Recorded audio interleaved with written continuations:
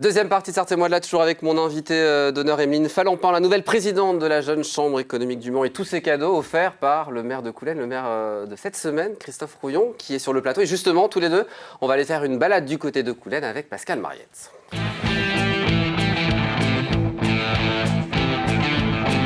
Il est là, notre roi soleil à nous, Pascal Mariette. Bonsoir Pascal. Bonsoir. Le sgraffito de l'église, le manoir de Monet, puis tes coups de cœur architecturaux, on va en parler dans quelques instants, mais on commence par l'aqueduc des Fontenelles. Oui, parce que l'aqueduc des Fontenelles était un aqueduc qui arrivait des hauteurs de Coulennes, qui serpentait à travers les collines pour évidemment arriver avec une pente tout à fait la même à l'arrière on va dire, de la cité Plantagenet, c'est-à-dire entre la rivière et la muraille pour alimenter la ville romaine du Mans.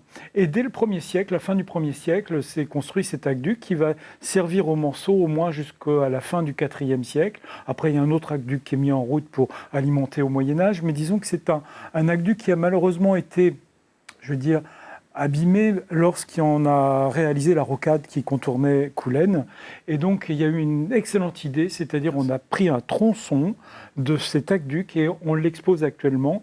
Vous pouvez aller le voir si vous voulez vous promener dans le parc de... C'est Sidéal, monsieur le maire ? Non, c'est la Maison des Chemins Creux. La Maison des Chemins Creux. Et dans cette Maison des Chemins, juste à côté de la Maison des Chemins Creux, on trouve cet élément, et vous pouvez aller voir, il est vraiment... ça représente vraiment l'échelle, c'est quand même un élément qui fait 1,22 m de haut et 1 m de large. Et malheureusement, on voit encore la glaise qui a rempli, enfin tous les sédiments qui ont rempli l'intérieur de cet aqueduc, mais avant, l'eau passait à flot dans cet aqueduc. Alors le Mans était alimenté au moins par 3 aqueducs, c'est important, hein, Rome c'était 17 aqueducs, donc on voit que la ville romaine du Mans était très très importante, il fallait alimenter les fontaines, les thermes, etc. Et là, je trouve qu'il y a une très belle idée de présenter au public cette coupe d'aqueduc, et puis c'est l'histoire vraiment de Coulennes. Donc c'est la Maison des Chemins Creux, c'est ça ? C'est la Maison des Chemins Creux près de l'Arboretum. Voilà. Et c'est un système effectivement qui aboutissait à 2 pas d'ici d'ailleurs, aux thermes qui sont rue de Rostov-sur-le-Don. Les thermes étaient plutôt alimentés par l'aqueduc d'Isaac, et les fontaines alimentaient le bas de la colline entre la rivière et la colline. C'était plutôt le bas ce qu'on appelait le Vieux-Mans, enfin la cité Plantagenet, mais vers la rivière, puisque il y avait 2 autres aqueducs qui alimentaient côté ruisseau d'Isaac. Le sgraffito de l'église. Oui, alors c'est quelque chose que cette belle découverte, je trouve formidable, mais que personne ne connaît. Alors l'église, évidemment, c'est une église du XIe siècle, hein, l'église Saint-Nicolas, monument historique. Et à l'intérieur, quand on grimpe dans le grenier, un jour peut-être qu'on arrivera à le montrer au public, il y a ce qu'on appelle des sgraffitos. Alors j'en ai parlé déjà lors de précédentes émissions, dont une émission sur Châles. À Châles, sur l'église, on a un très joli sgraffito. Des sgraffitis, des sgraffitos, des sgraffites comme on dit en français. Et donc à l'intérieur, on retrouve un très joli personnage dessiné. C'est un profil qui est encadré dans un joli dessin. Le sgraffito, c'est 3 couches d'enduit que l'on applique les uns après les autres. Et puis après, on va gratter. On enlève la première couche qui peut être blanche, la deuxième couche qui peut être bleue, une troisième couche qui peut être ocre. Et avec ces 3 teintes, eh bien, on arrive à faire des dessins. Et il y a beaucoup de maisons en Italie qui sont comme ça, recouvertes de sgraffito, en Autriche aussi. Mais en France, on ne connaissait pas. Et il n'y a que dans le Maine où on trouve ces sgraffitos. Il y a de voir un artiste italien qui s'est pointé dans le Maine et qui, au XVIe siècle, on a fait sur beaucoup d'édifices. L'hôtel de Vaux, au Mans, dans la cité Plantagenet, était aussi recouvert de sgraffitos.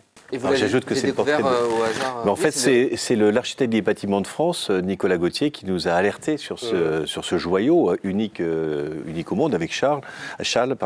Et c'est un portrait de Ronsard. C'est ça. Voilà. Donc vraiment, on a une ambition de le. Le grand public peut le voir aujourd'hui ? Non. Il faut grimper avec une échelle. Non, pas encore. Non. Alors, c'est vraiment, oui, les auteurs. Alors, Ronsard n'était pas. Si, je ne sais plus si Ronsard n'était pas de la Pléiade, mais les auteurs de la Pléiade aussi avaient ce graphisme au XVIe siècle sur les ouvrages. Et Ronsard a vécu dans la Sarthe aussi, et il a été peint à la cathédrale du Mans. Le manoir de Monet, 3e étape de cette balade. Alors, avant, il y avait une vieille mode féodale qui était un vieux château qui appartenait à la famille à l'évêque de Tours, à l'archevêque de Tours. Et puis, de cette mode féodale, on voyait le Mans d'ailleurs. C'était vraiment l'étape pour regarder la ville. Mais surtout, au XVIe siècle, le vieux château disparaît, il était plus loin. Bref, on construit un manoir. Ce manoir m'épate parce que la façade principale donne au nord, ce qui est très rare pour les manoirs. c'est une surprise, mais au sud, comme on voit l'image, le sud, la façade est éclairée. Et surtout, ce manoir a été occupé au XVIIe siècle, à partir de 1664, par la famille de Beaumanoir. De Beaumanoir, c'est un évêque du Mans qui s'appelle de Beaumanoir. Puis après, en 1732, par une branche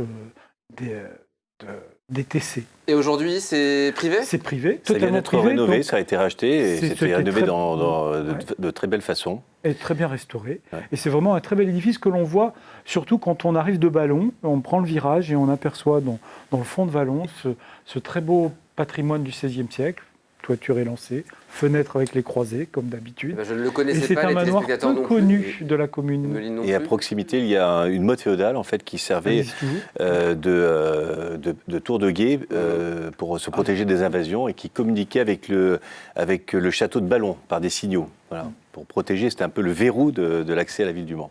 Voilà, pour la précision. entre Le Mans et Ballon. 30 secondes pour tes coups de cœur architecturaux. T'as 30 Oui, secondes, il y a trois Pascal. petites choses. Il y a quelque chose que j'adore, c'est une maison malheureusement qui est en train de disparaître. C'est malheureusement le but du patrimoine. C'est une maison bois qui a été construite dans les années 20 et 30, qui est magnifique.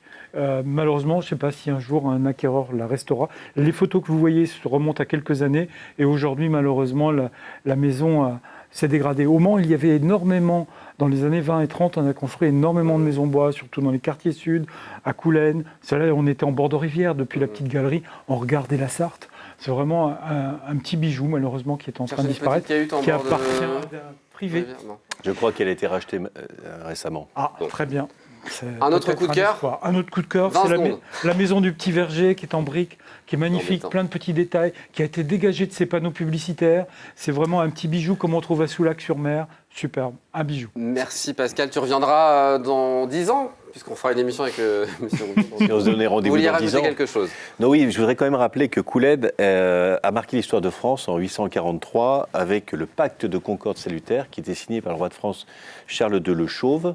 Il y a eu 3 actes fondateurs de la France, le traité de Verdun qui a partagé en 3, le traité de Strasbourg pour la langue française et le pacte de Concorde salutaire de Coulennes. En fait, il échangeait la reconnaissance de son pouvoir royal contre un peu de liberté à ses vassaux. Voilà. Et ça s'est passé à Coulennes en 843. C'était bien de le préciser C'est ce l'acte soir. 1 de la décentralisation. Ça, c'est pas. Voilà pour la précision. Merci beaucoup Pascal Mariette. À la semaine bientôt. prochaine pour de nouvelles aventures et nous on passe au Tu préfères.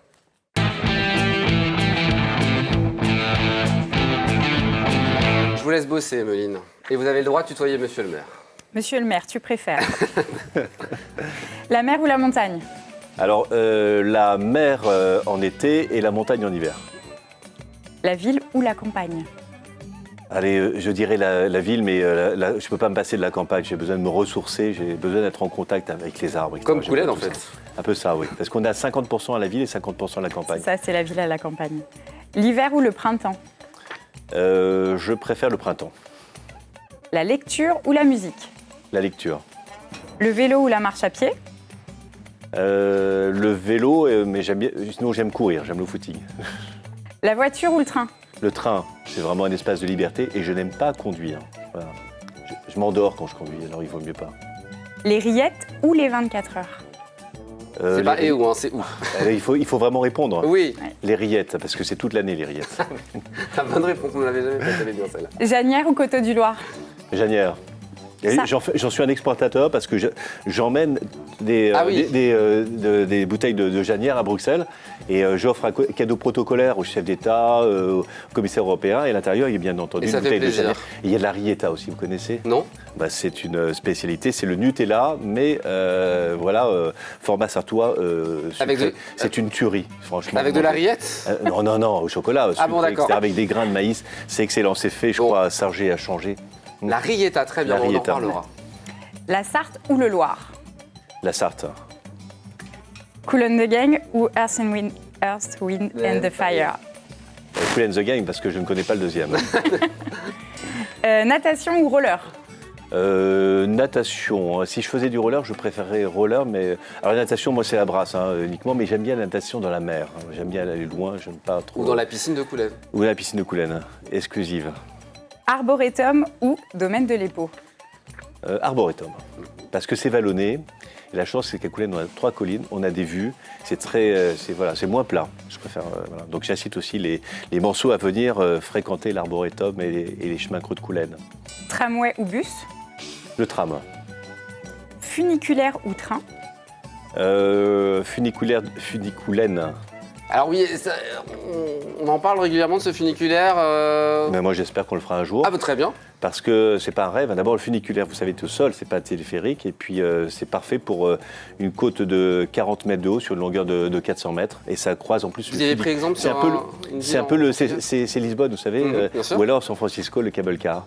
Et ça permet de descendre une côte, c'est très écolo, c'est pendulaire, et ça franchit les routes, et on peut franchir le passage du funiculaire. Donc l'idée, ce sera entre le bas de l'Europe et le haut de l'Europe pour rejoindre le tramway. Ce serait pour aller du terminus du tram jusqu'à l'église de Coulennes, en bas, la piscine, la future maison médicale, voilà. C'est un vrai projet d'aménagement urbain, et on l'a réfléchi avec, y compris des entreprises. D'accord. Et un jour, ça se fera. Quand, je ne sais pas, mais vous savez, il faut toujours lancer des idées. Eh ben, on en reparle ce soir et c'est très bien. Kitty Hawk ou Madonna? Alors j'ai un faible pour Kitty Hawk parce que c'est l'aventure américaine, c'est le rêve, ce sont les pionniers de l'aviation, c'est en bord de mer, voilà. Et en plus, j'ai été accueilli par le maire à l'Hilton Garden Hill de Kitty Hawk, vous savez, les hôtels américains. Et il paraît que j'ai une chambre réservée à vie là-bas. C'est pas vrai. Voilà, on va venir avec vous alors. J'ai jamais vérifié, j'y suis allé il y a 15 ans, mais les Américains tiennent leur parole. Ah bon. Quand ils disent une chose, même c'est 20 ans après. Voilà, donc, non, mais j'aime beaucoup Kitty Hawk. Mais j'ai une grande amitié pour Madonna parce qu'ils ont subi la fermeture de l'Union soviétique, ils se sont reconstruits et c'est vraiment ce sont des gens courageux, très modernes et ils ont toute leur place en Europe et ils l'ont bien occupée. On finit rapidement? Maire ou député? Maire. Pas de législative Ça dépend quel type de député, mais... Très bien. LNTV ou BFM TV? Pour finir. Le Mans TV. Ah mais oui, vous nous soutenez, c'est important de le préciser. Merci à la mairie Sincèrement, de parce que Coulennes. vous donnez le temps de l'expression, vous n'êtes pas tout le temps dans la basse polémique. Et vous êtes aussi là pour Mais nous après, je ne soutenir. dis pas non plus qu'il n'y a pas des émissions intéressantes et des Bien gens sûr. de qualité sur BFM TV. Il ne faut pas non plus caricaturer. Allez, avant de finir, on joue à la com comme mystère.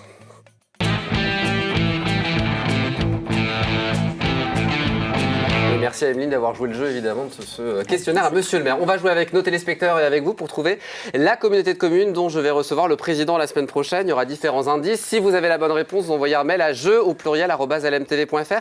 Est-ce qu'il reste encore des cadeaux? Parce que vous avez tout donné à Emeline, j'ai l'imprespression, non? Oui, on peut trouver, je ne sais pas quoi encore. Bah, Je peux vous offrir une plante. Non, ça c'est ma plante. Bon, un ensemble de petits cadeaux.